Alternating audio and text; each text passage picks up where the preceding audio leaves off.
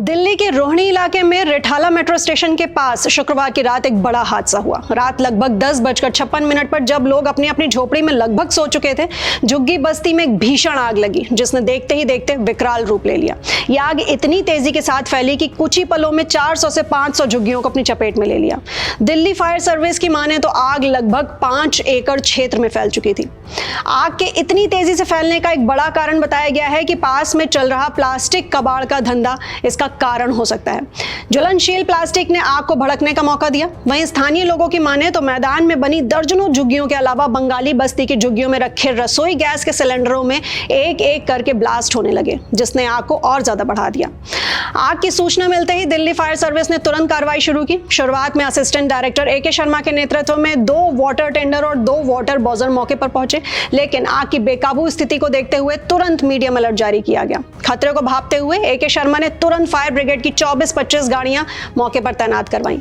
इस भीषण आग से लड़ने के लिए बड़े स्तर पर संसाधन जुटाए गए, जिसमें कुल 7 water tender, 12 water bowser, 2 foam tender, 1 hydraulic platform, 1 internal rescue tender, 2 multipurpose वाहन, 2 मिनी रोबोट और 1 बड़ा रोबोट भी शामिल थे।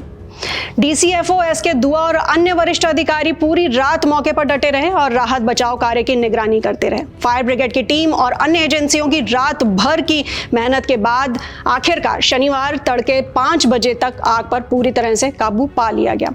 इस बचाव कार्य में पुलिस, दिल्ली जल बोर्ड, कैट्स एम्बुलेंस जैसी कई एजेंसियां मुस्तैदी से जुटी रहीं।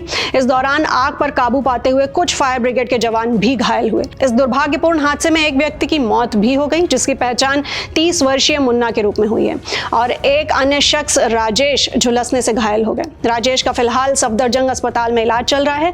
झुग्गियों में रहने वाले लोगों ने बताया कि जैसे ही रात को लपटें दिखी, चीख पुकार मच गई और लोग जान बचाने के लिए इधर उधर भागने लगे। उनका सब कुछ जलकर राख हो गया और बच्चे, महिलाएं सड़क पर सोने को मजबूर हो गए। हालांकि आशंका जताई जा रही है कि मरने वालों की संख्या अभी और बढ़ सकती है। दुखद बात यह है कि यह इलाका पहले भी कई बार आग की चपेट में आ चुका है।